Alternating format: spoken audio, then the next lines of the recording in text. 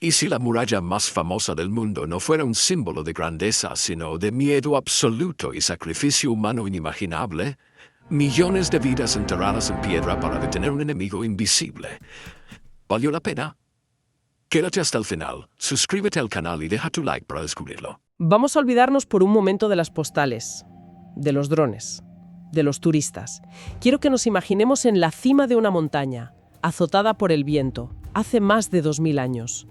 No hay nada, solo roca, un frío que corta y un horizonte que parece no tener fin. Y una orden: construir, aquí, en este lugar imposible. La Gran Muralla no nació para ser bonita, nació de algo mucho más primario.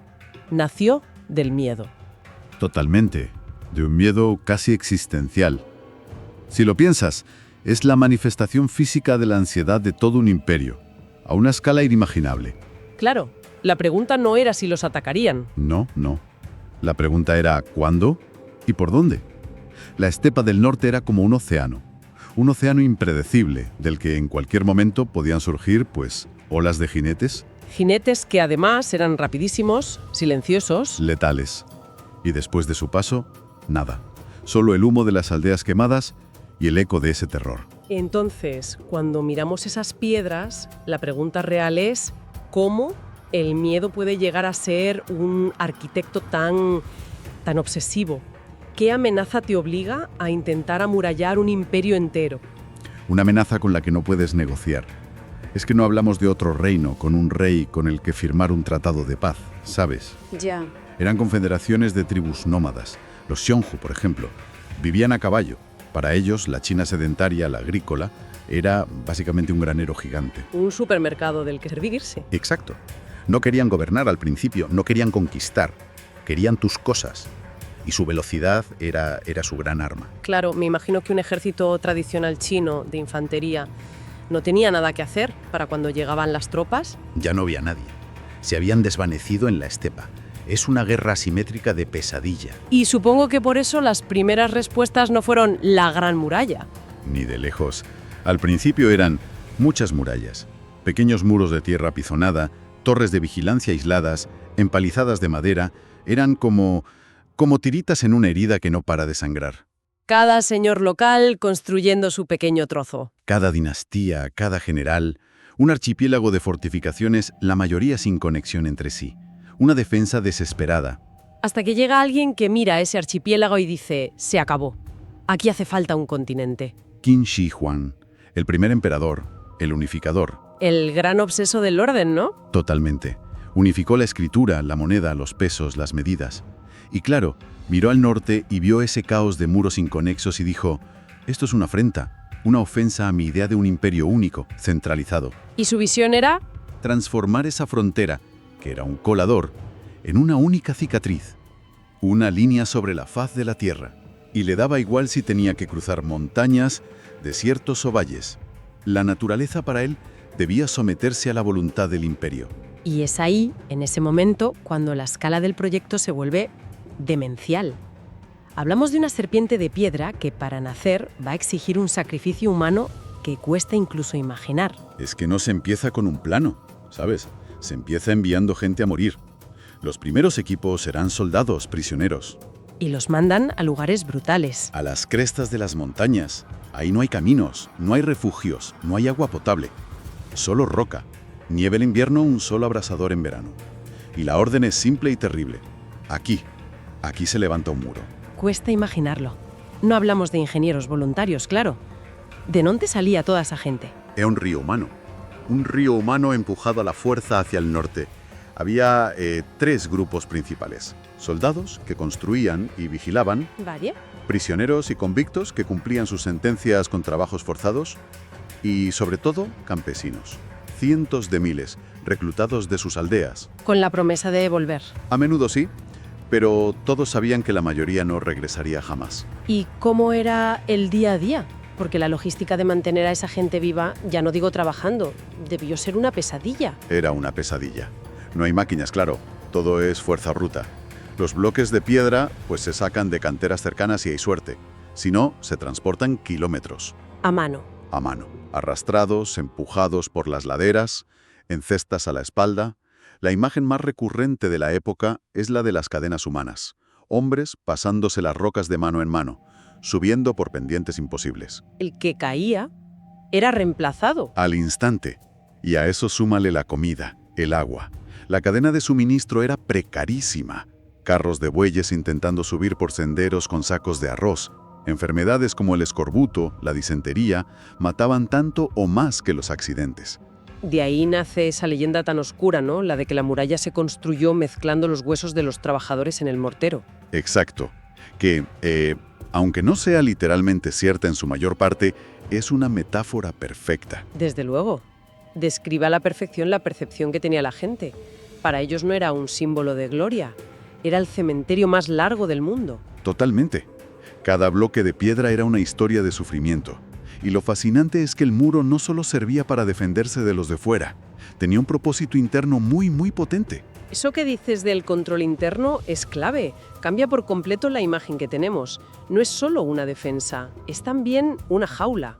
Una jaula, sí, y un anuncio gigante del poder del emperador. Controlaba el comercio, el paso de la gente. Impedía que los propios campesinos huyeran a las estepas para no pagar impuestos o evitar las levas. Y era un recordatorio constante en el horizonte.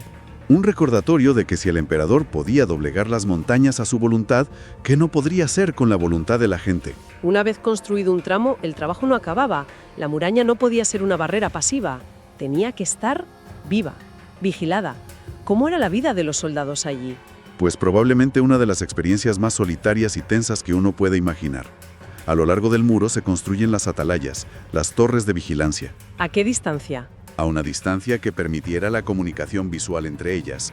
Dentro de cada una vivía una pequeña guarnición. Y su vida era una rutina de monotonía y pánico. Monotonía y pánico. Explica eso. La mayor parte del tiempo no pasaba nada. Meses y meses mirando el mismo horizonte vacío, soportando un frío glacial, un calor sofocante, comiendo gachas de mijo, durmiendo en catres de madera. Una espera interminable. Sí, pero en medio de esa monotonía vivían con el pánico constante de que, en cualquier segundo, una nube de polvo en la lejanía pudiera significar el fin de sus vidas. Tenían que estar alerta en todo momento. Un fallo podía costar miles de vidas. Y por eso la muralla no era solo piedra, era sobre todo información. Se convirtió en la red de comunicación más rápida del mundo antiguo. El famoso sistema de señales de humo y fuego. Sí, que parece de película, pero era increíblemente eficaz. Cada torre tenía en su azotea un brasero y pilas de leña y estiércol de lobo. ¿Estiércol de lobo? Sí, porque producía un humo muy denso y muy oscuro, visible a kilómetros. Y no era un código binario de peligro-no peligro. El número de columnas de humo o de fuegos por la noche indicaba la escala de la amenaza. O sea que podían comunicar la gravedad del ataque. Exacto. Un fuego podía ser una pequeña partida de reconocimiento, 2 o 3 una fuerza de cientos, y una sucesión de fuegos a lo largo de la línea. Eso significaba una invasión a gran escala. Es increíble. Convirtieron una cadena montañosa en una especie de telégrafo primitivo. Y la velocidad de ese mensaje era una ventaja militar abrumadora, decisiva. Un mensaje podía viajar cientos de kilómetros en cuestión de horas, mucho más rápido que el mejor caballo. Daba tiempo a reaccionar. Daba tiempo a las guarniciones de las ciudades del interior para prepararse, para movilizar tropas. El muro no solo detenía, alertaba. Era los ojos y los oídos del imperio. Pero a pesar de toda esta ingeniería, de esta vigilancia constante, el muro nunca fue un escudo perfecto, ¿verdad? Ni de lejos. Es una de las grandes ironías de su historia. Cuanto más invertían en él, más creativos se volvían los invasores. El muro, a veces, creaba una falsa sensación de seguridad. ¿Y cómo lo superaban? Pues buscando los puntos débiles, claro. Tramos en mal estado, puertas mal vigiladas, pero el método más efectivo no era la fuerza. La corrupción. La corrupción. Sobornar a un general, a un guardia, era mucho más barato y seguro que lanzar un asalto. Unas pocas piezas de oro podían abrir una brecha que 1000 hombres no podrían forzar. El eslabón más débil no era la piedra, era el ser humano. Siempre no es. Y luego estaba la propia geografía. En invierno, los grandes ríos del norte se helaban. Se convertían en autopistas de hielo que permitían rodear secciones enteras. Entonces el muro no detenía por completo. No. Frenaba, canalizaba los ataques, los hacía más predecibles, pero no era infalible. Su historia es un ciclo constante de construcción, abandono y reconstrucción. Y esa evolución cambia mucho según la dinastía, imagino. Totalmente. Es un organismo que crece y se transforma durante más de 1500 años.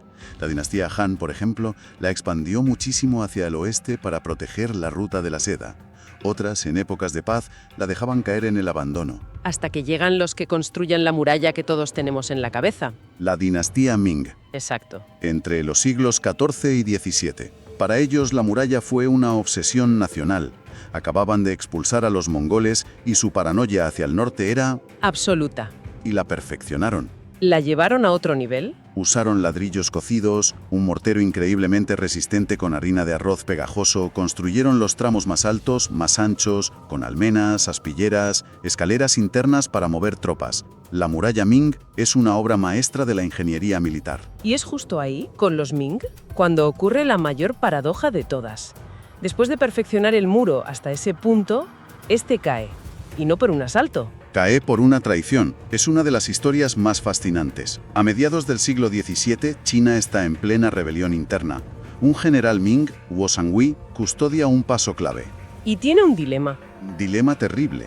Tiene a los manchúes, un pueblo del norte, al otro lado del muro, y a sus espaldas un ejército rebelde que acaba de tomar Pekín.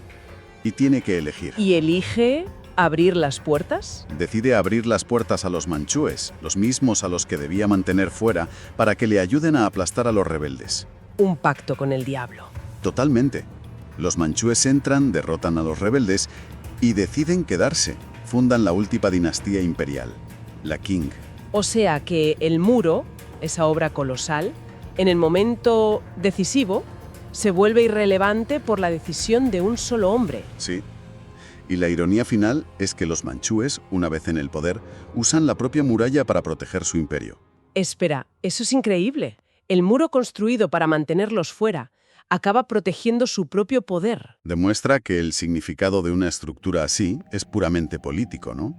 La frontera física sigue ahí, pero su propósito se invierte por completo. Y después de los Qin, la muralla pierde su función militar para siempre. Se convierte en otra cosa, una reliquia. Y con el tiempo, en un símbolo global. Sí, a partir del siglo XIX, exploradores y viajeros occidentales la redescubren y empiezan a construir el mito. La fotografían, escriben sobre ella. La convierten en una leyenda romántica, ya despojada de todo el sufrimiento. Y de ese mito nace la frase que todos hemos oído. La Gran Muralla es la única obra humana visible desde el espacio a simple vista. Una idea maravillosa, muy poética, muy evocadora. Y completamente falsa. Y completamente falsa. Es una pena, la verdad. Creo que a todos nos encantaba esa idea. Se confunde con el paisaje. Se confunde con ríos, con cadenas montañosas. Los propios astronautas lo han confirmado una y otra vez. Su verdadera fuerza no está en cómo se ve desde el espacio, sino en cómo se siente desde el suelo. Y hoy ese sentimiento es muy diferente según donde estés.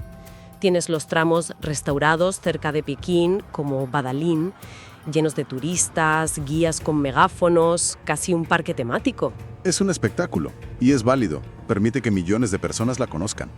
Pero es una versión, esterilizada de la muralla. Para entenderla de verdad hay que ir a los tramos salvajes, a los que no llegan los autobuses. ¿Y qué te encuentras allí? Silencio. Y la verdadera escala del tiempo. Ves la muralla tal y como es. Una estructura que se está desmoronando. Ladrillos caídos, torres invadidas por la hierba, caminos que desaparecen. Ahí es donde sientes la historia de verdad. Ahí sientes el peso real de la historia. No hay nadie más, solo el viento y esas piedras que han visto pasar dinastías, ejércitos, imperios. Y te das cuenta de que no es eterna, es una ruina gloriosa. Entonces, recapitulando, la Gran Muralla no detuvo todas las guerras, ni todas las invasiones. Su historia está llena de fracasos. Fracasos militares sí, pero como idea, como símbolo, ha sido un éxito rotundo. Sobrevivió a los emperadores que la ordenaron, a los generales que la defendieron, a los enemigos que la temieron. Se ha mantenido en pie mientras los imperios que la levantaron se convertían en polvo. La muralla que demos hoy, esté restaurada o en ruinas, es en realidad un monumento funerario. La suma de miedos, ambiciones y sobre todo de sacrificios, de millones de personas cuyos nombres se han perdido para siempre. Exacto. Y por eso hay un último pensamiento que me gustaría dejar. Si alguna vez se tiene la oportunidad de verla, o incluso al mirar una buena foto, propongo un pequeño ejercicio. Detenerse un momento, dejar el móvil, ignorar a la multitud si la hay. Y simplemente tocar una de esas piedras, sentir su textura, su temperatura, y pensar que esa piedra fue extraída, transportada y colocada por alguien, una persona, con una vida, una familia, miedos, esperanzas, y que su historia, anónima e incontable, es la que de verdad sostiene ese muro. No es solo un monumento a un imperio, es un monumento a la resistencia del espíritu humano frente a una tarea imposible. Bienvenidos a El Debate. Hoy nos adentramos en una de las construcciones, más imponentes y reconocibles de la historia, la Gran Muralla China. Pero no vamos a hablar de ella como una simple atracción turística, sino que vamos a analizar la pregunta fundamental que plantean sus miles de kilómetros de piedra. ¿Qué impulsó realmente a un imperio a emprender una obra tan colosal y a mantenerla durante siglos? Exacto. La discusión de hoy se centra en una tensión clave. ¿Fue la Gran Muralla una proeza de ingeniería estratégica, una respuesta, visionaria y necesaria para proteger a una civilización de una amenaza exterior constante?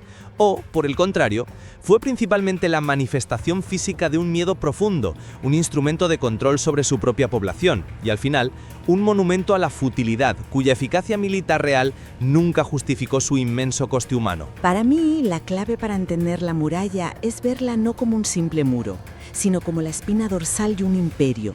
Era defensa, sí, pero también era comunicación y, sobre todo, una declaración de intenciones. Yo voy a sostener que fue una herramienta estratégica indispensable para la supervivencia y la definición del imperio. Yo, en cambio, creo que si nos fijamos solo en la intención nos perdemos la realidad. Y la realidad es que esa espina dorsal se construyó con los huesos de millones de personas. Argumentaré que la muralla es, ante todo, una cicatriz monumental en el paisaje, un símbolo de la paranoia imperial cuyo propósito principal no era tanto mirar hacia afuera como controlar hacia adentro. Pues empecemos por el principio. La Gran Muralla no surge de un capricho, nace como una respuesta directa a siglos de terror. Hay que imaginarse lo que suponían las incursiones de los jinetes de las estepas. Eran ataques impredecibles, velocísimos, que dejaban tras de sí, como decían los cronistas de la época, solo humo y miedo. Aldeas incendiadas, cosechas robadas, una sensación de vulnerabilidad permanente en la frontera norte. Ante eso, la muralla fue la decisión de unificar barreras previas, a menudo frágiles y desconectadas, en un único proyecto imperial para crear por primera vez un confín definido y defendible. Era un mensaje claro al mundo y al propio pueblo. Hasta aquí llega el imperio, y este límite es sagrado. Pero su genialidad, para mí, no está solo en la piedra. Está en su función como red de comunicación. Las torres de vigilancia, separadas por la distancia justa para verse entre sí, permitían que la noticia de un ataque, transmitida con señales de humo de día y fuego de noche, viajara más rápido que cualquier caballo. Esto daba al imperio un tiempo de reacción crucial, que antes sencillamente no tenía. Fue una inversión estratégica, costosísima, sí, pero orientada a garantizar la seguridad de millones de personas y consolidar la idea misma de un imperio unificado frente a un exterior caótico. Pues mi perspectiva choca frontalmente con esa idea. Tú la ves como un escudo, pero yo la veo, como decía antes, como una cicatriz. Y las cicatrices no hablan de victoria, hablan de una herida profunda. La pregunta es, ¿quién fue el herido? ¿El imperio o el pueblo? Para mí, la muralla es la materialización del miedo, no de la fuerza. La prueba más evidente de su limitada eficacia militar es que nunca detuvo por completo las grandes invasiones. La historia está llena de ejemplos. Los jinetes la sortearon por sus puntos más débiles, corrompieron a sus comandantes o simplemente esperaron al invierno para cruzar los ríos helados que formaban parte de la línea defensiva. Por eso creo que su propósito era tanto interno como externo, y quizás el interno era el más importante. No solo buscaba mantener a los bárbaros fuera, sino también controlar a los súbditos dentro. Regulaba el comercio, controlaba los movimientos de población y servía como un recordatorio constante y opresivo del poder del emperador. Un poder capaz de doblegar la naturaleza y, por tanto, a su gente. Y aquí llegamos al coste humano, que no es un detalle menor, sino la clave de su historia. La idea de que está construida sobre los huesos de millones de campesinos, prisioneros y soldados no es una simple leyenda poética, es la percepción del propio pueblo chino sobre el precio real de esta obra.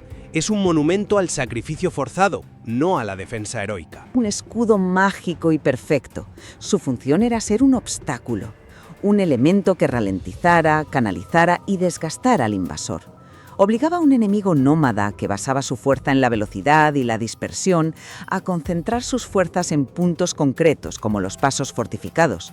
Y en esos puntos, el ejército imperial sí podía enfrentarse a ellos en condiciones mucho más favorables.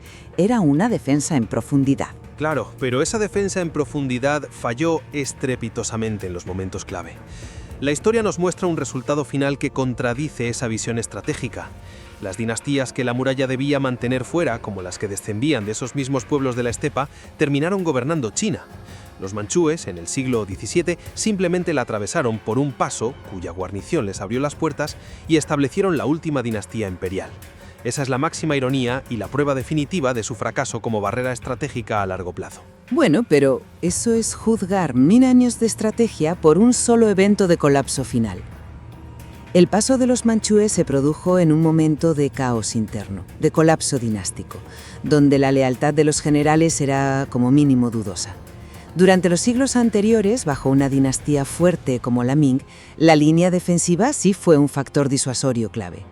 Además, la muralla no fue una estructura estática. Su continua evolución durante más de un milenio demuestra que fue una estructura militar viva y adaptable. Las primeras barreras de tierra apisonada dieron paso a construcciones de piedra, y más tarde se incorporaron ladrillos cocidos, sofisticados sistemas de drenaje e incluso puestos artilleros adaptados a los cañones. Eso no es el acto de un imperio paralizado por el miedo, sino de uno que invierte y se adapta estratégicamente a las amenazas cambiantes. Ya entiendo el argumento de la adaptación, pero insisto en que su valor siempre fue más simbólico que práctico. Fíjate que incluso cuando funcionaba como dices, canalizando ataques, a menudo las guarniciones eran insuficientes o estaban mal abastecidas. La muralla creaba una falsa sensación de seguridad. El imperio invertía recursos ingentes en una línea estática en lugar de en un ejército de campaña móvil, que era lo que de verdad temían los pueblos de la estepa. En cierto modo, la muralla acabó protegiendo el poder de aquellos a quienes originalmente debía repeler. Una vez dentro, los nuevos gobernantes la usaban para consolidar su propio control. Se convirtió en una herramienta de poder, sí, pero falló en su misión original de defensa. Es como construir la cerradura más cara del mundo en una puerta de cartón. Veo por qué lo planteas así, pero eso me lleva al segundo punto, el del coste humano. No se puede negar la brutalidad de las condiciones de trabajo, esas cadenas vivientes de hombres arrastrando rocas por cumbres heladas que describen algunos textos. Es la parte más oscura de esta historia. Es terrible. Mi argumento es que desde la perspectiva de un imperio que se enfrenta a una amenaza existencial, la movilización de toda la fuerza de trabajo, aun a un coste espantoso, puede considerarse un sacrificio necesario para la supervivencia a largo plazo de la civilización. Era un esfuerzo de guerra monumental. Se trataba de proteger los campos cultivados, las ciudades y el modo de vida sedentario de millones de personas de la aniquilación recurrente. Es justo juzgar con nuestra sensibilidad del siglo XXI una decisión tomada en un contexto que ellos percibían como de vida o muerte para toda su cultura. Es que yo no creo que tengamos que aplicar una sensibilidad moderna. La propia gente de la época ya lo juzgó. Ese bien mayor que mencionas es en realidad el bien del trono, el del emperador, no necesariamente el del pueblo. Las levas forzadas arrancaron a millones de hombres de sus familias y sus tierras, no para defender sus propios hogares de forma directa, sino para morir en el anonimato a cientos o miles de kilómetros de distancia, construyendo un símbolo del poder imperial. No era un acto de patriotismo colectivo, era opresión brutal. La muralla no solo protegía al imperio de los enemigos externos, sino que lo hacía a costa de devorar a su propia gente. Pero ¿no es esa la naturaleza de cualquier gran esfuerzo de guerra o de construcción nacional en la antigüedad? Pensemos en las pirámides de Egipto o en los acueductos romanos. Todas esas obras conllevan un coste humano que hoy nos parece inaceptable, pero que en su momento se justificaron como un precio a pagar por la gloria, la seguridad o la posteridad del Estado. La diferencia para mí es de escala y de percepción. El sufrimiento de la muralla fue tan extremo y prolongado que se inquistó en el folclore y la memoria popular china de una forma única. La muralla es la paradoja de un Estado que, para garantizar su seguridad, destruye las vidas de aquellos a quienes supuestamente debe proteger. El sufrimiento no fue un efecto secundario lamentable, fue el combustible que construyó el muro. Y esa percepción no es un juicio moderno, es un lamento que viene de la propia época. El campesino al que se llevaban a la fuerza no pensaba en la posteridad del Estado, pensaba en que probablemente no volvería a ver a su familia. Lo que nos lleva a su legado hoy. A pesar de todo ese sufrimiento, que es innegable, la muralla es hoy una de las mayores hazañas de ingeniería y organización de la historia. Ha sobrevivido a los imperios que la erigieron y se ha transformado en un símbolo universal de la perseverancia, de la capacidad humana para llevar a cabo proyectos de una escala casi inimaginable. Su increíble resiliencia como símbolo, su capacidad para pasar de ser una frontera de guerra a un ícono global del patrimonio de la humanidad, demuestra un legado mucho más complejo y duradero que el de un simple fracaso militar. Su significado ha evolucionado más allá de su propósito original. Yo, sin embargo, lo veo desde una óptica muy distinta. Creo que su legado más importante es una advertencia. La muralla nos enseña que las barreras físicas, por muy imponentes que sean, rara vez solucionan problemas geopolíticos complejos. Fíjate en la famosa idea de que es la única obra humana visible desde el espacio a simple vista. Sabemos que es un mito, que es falsa, pero es un mito muy revelador. Demuestra nuestro deseo de verla como un éxito rotundo, como un triunfo de la voluntad humana. Pero en realidad es una cicatriz en el paisaje, como decíamos antes. Una herida cuya historia es de dolor, miedo y una eficacia, como mínimo, discutible. Pero incluso como cicatriz, tiene un poder simbólico inmenso. El hecho de que hoy la caminemos como turistas, que sea un lugar de encuentro de culturas, no es una victoria final sobre su propósito original de separación y conflicto. El símbolo ha trascendido la realidad militar, se ha convertido en un testimonio de la ambición humana, de la capacidad de organización a gran escala y, en última instancia, de la voluntad de sobrevivir y dejar una marca en el mundo. Las grandes corrientes de la historia, el comercio, las migraciones, los conflictos, las ideas, con piedra y argamasa. Nos recuerda que las amenazas más peligrosas para un Estado a menudo no vienen de fuera, sino de la desconexión entre los gobernantes y el pueblo al que sacrifican en nombre de la seguridad. El legado no es de perseverancia, sino una advertencia sobre los peligros de las soluciones grandiosas y simplistas para problemas humanos muy complejos. Es una lección que sigue siendo increíblemente relevante hoy en día. En resumen, mi postura es que la Gran Muralla fue una respuesta multifacética, adaptativa y, en su contexto, necesaria a una amenaza muy real y persistente. Fue a la vez una fortaleza, una autopista elevada para el desplazamiento de tropas, un sistema de alarma de alta velocidad y un símbolo imborrable del poder de un imperio decidido a forjar y defender sus fronteras. Es un testimonio de la ambición y la capacidad de organización humana. Por mi parte, insisto en que la muralla es la encarnación de la desconfianza y la paranoia imperial. Su inmensidad es directamente proporcional al miedo que la generó, y su legado más profundo es un recordatorio de que la seguridad comprada con un sufrimiento masivo es a menudo una ilusión. Nos enseña que ningún muro físico, por muy grande que sea, puede contener de forma permanente las corrientes de la historia que siempre encuentran la manera de fluir. Creo que al final ambos coincidimos en que la Gran Muralla no puede reducirse a una sola interpretación.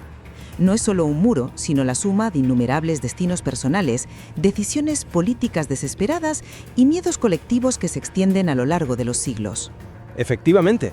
Y quizás su verdadero valor hoy no reside en que la juzguemos con una etiqueta simple de éxito o fracaso. Reside en las preguntas que sigue planteando sobre la naturaleza del poder, el verdadero precio de la seguridad y los límites de lo que una sociedad está dispuesta a sacrificar para protegerse de lo que hay más allá de su horizonte.